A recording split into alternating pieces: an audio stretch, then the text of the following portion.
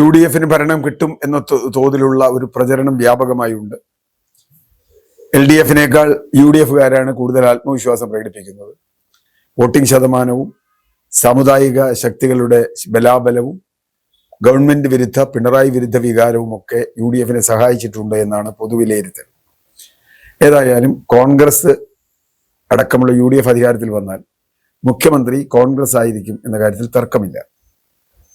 കോൺഗ്രസിൽ ഇപ്പോൾ എൻ്റെ കണക്കിൽ ഷോർട്ട് ലിസ്റ്റിൽ 2 പേരേ ഉള്ളൂ. ഒന്ന് VD സതീശനും മറ്റൊന്ന് രമേശ് ചെന്നിത്തലയും. 2 പേരും മുഖ്യമന്ത്രിമാരാവാൻ യോഗ്യതയുള്ളവരാണ്. രമേശ് ചെന്നിത്തല മുൻ പ്രതിപക്ഷ നേതാവാണ്, കോൺഗ്രസിന്റെ വർക്കിംഗ് കമ്മിറ്റി മെമ്പറാണ്. സതീശൻ UDF-ന്റെ കൺവീനറാണ്, പ്രതിപക്ഷ നേതാവാണ്. എല്ലാ അർത്ഥത്തിലും 2 പേരും യോഗ്യരാണ്. 2021 തെരഞ്ഞെടുപ്പ് നടക്കുമ്പോൾ പ്രതിപക്ഷ നേതാവായിരുന്ന രമേശ് ചെന്നിത്തലയ്ക്ക് അതിൽ വിജയം നേടാനായില്ല. അന്ന് കോൺഗ്രസ് വല്ലാതെ പുറകോട്ട് പോയി. അതിന് അന്നത്തെ സാമൂഹിക കാരണങ്ങളുണ്ട്, രാഷ്ട്രീയ കാരണങ്ങളുണ്ട്, കോവിഡും മറ്റു കാര്യങ്ങളും. നമ്മൾ അതിലേക്ക് കടക്കണം. 2026 സാഹചര്യം വളരെ വ്യത്യസ്തമാണ്. അതുകൊണ്ട് അവരെ അതിൻ്റെ രീതിയിൽ നമുക്ക് കമ്പയർ ചെയ്യാൻ പറ്റില്ല.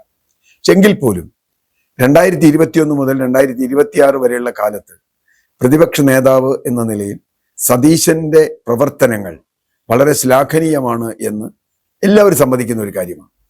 വലിയ മോശപ്പെട്ട അവസ്ഥയിൽ നിന്ന് കോൺഗ്രസിനെ UDF-നെ ഒരു ടീമാക്കി മുമ്പോട്ട് കൊണ്ടുപോകാൻ അത് നിരവധി തെരഞ്ഞെടുപ്പുകളിൽ, ലോക്സഭാ തെരഞ്ഞെടുപ്പിൽ മാത്രമല്ല ഉപതെരഞ്ഞെടുപ്പുകളിലും ഏറ്റവും ഒടുവിൽ തദ്ദേശ തെരഞ്ഞെടുപ്പിലും ഇപ്പോൾ ഈ തെരഞ്ഞെടുപ്പിലും കോൺഗ്രസിനെ പോലൊരു പ്രസ്ഥാനത്തെ UDF പോലൊരു മൂവ്മെന്റിനെ കൊണ്ടുപോകാന്നുള്ളത് എളുപ്പമുള്ള കാര്യമല്ല. ഒരു പരിധിവരെ CPM-നകത്തുണ്ടായ തർക്കം പോലും പരിധിവരെ കോൺഗ്രസിൽ ഉണ്ടായില്ല. ഉള്ളതൊക്കെ ഒതുക്കി തീർത്തു. കോൺഗ്രസിൽ എന്നും തർക്കമുള്ള സ്ഥലമാണ്, UDF-ൽ എന്നും സീറ്റ് തർക്കമുള്ള സ്ഥലമാണ്. ഒക്കെ തീർത്തു എന്ന് മാത്രമല്ല, ഒരുപാട് വിസ്മയങ്ങൾ CPM-ൽ നിന്ന് ഒരിക്കലും ഇല്ലാത്ത അർത്ഥത്തിൽ ആളുകളെ, നേതാക്കളെ, മുൻ MLA-മാരെ ഒക്കെ തന്നെ UDF-ൽ കൊണ്ടുവരികയും സ്ഥാനാർത്ഥികളാക്കുകയും ആ രീതിയിൽ വലിയ തോതിൽ CPM-ന് തിരിച്ചടി എന്ന രൂപത്തിൽ കാര്യങ്ങൾ വന്നിട്ടുണ്ട്. അതുകൊണ്ട് നേരത്തെ പറഞ്ഞ ഉപതെരഞ്ഞെടുപ്പുകളിൽ അടക്കം ടീമിനെ വിജയിപ്പിച്ച ആൾ എന്ന നിലയ്ക്ക് സതീശന് എഡ്ജുണ്ട് എന്ന് വേണമെങ്കിൽ ഇപ്പോഴത്തെ പ്രതിപക്ഷ നേതാവിൽ പറയാം. പക്ഷെ ഞാൻ അതിനെ കാണുന്നത് കുറച്ചുകൂടി വ്യത്യസ്തമായ രീതിയിലാണ്.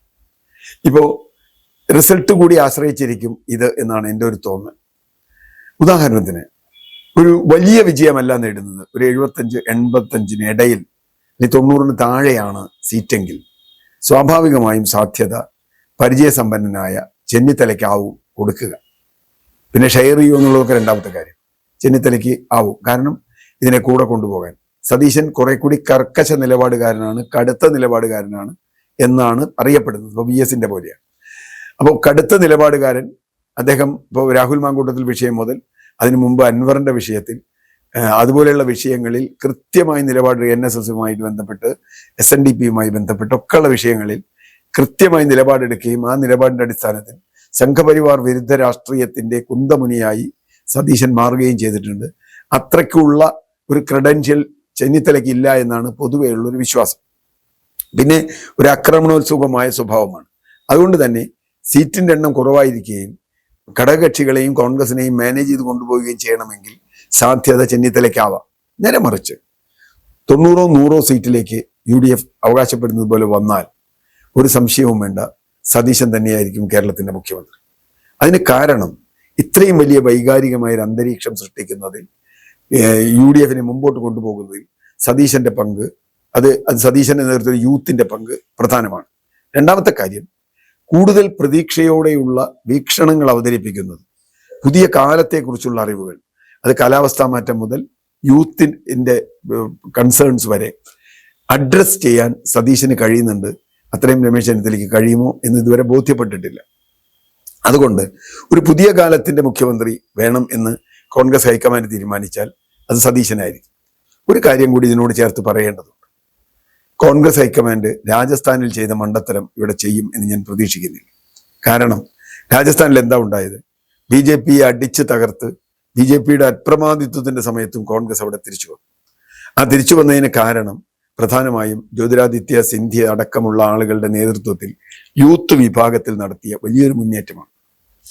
ആ മുന്നേറ്റം അവഗണിച്ചുകൊണ്ട്, അത് അവരുടെ പ്രാധാന്യം അവഗണിച്ചുകൊണ്ട് അശോക് ഗെഹ്ലോട്ടിനെ പോലെ ഒരാളെ അവിടെ മുഖ്യമന്ത്രിയാക്കാൻ തീരുമാനിച്ചു. പരിചയസമ്പന്നത അങ്ങനെക്കാണ്, അങ്ങേരുടെ കൂടെയാണ് MLA-മാർ, ഇതൊക്കെ പല ന്യായങ്ങളും പറഞ്ഞു. പക്ഷേ അത് തിരിച്ചടിച്ചു എന്നാണ് ചരിത്രം കാണിക്കുന്നത്. ഈ ഓർമ്മ ഹൈക്കമാൻഡിലും രാഹുൽ ഗാന്ധിയിലും ഒക്കെ ഖാർഗയിലും ഒക്കെ ഉണ്ടാവുമെന്നാണ് ഞാൻ പ്രതീക്ഷിക്കുന്നത്. അങ്ങനെ വന്നാൽ വലിയൊരു വിജയം നേടിയ UDF നയിക്കാൻ സതീശനായിരിക്കും മുമ്പോട്ട് വരിക. മാത്രമല്ല മുസ്ലിം ലീഗിനെ സംബന്ധിച്ചിടത്തോളം ഇവർ രണ്ടുപേരും ഒരുപോലെ ആയിരിക്കും. അവരിതിൽ ഇടപെടാൻ സാധ്യതയില്ലെങ്കിൽ പോലും ഒരു എഡ്ജ് അവർ സതീശന് കൊടുക്കാനാണ് സാധ്യത. ഇന്ന് കേരളത്തിൽ കോൺഗ്രസിലുള്ള 2 ക്രൗഡ് പുള്ളർമാർ, അതിൽ ഒന്ന് ഷാഫിയും മറ്റൊന്ന് സതീശനുമാണ് എന്നതും നമുക്ക് പ്രധാനമാണ്. അപ്പൊ സതീശനാണ് കൂടുതൽ സാധ്യത.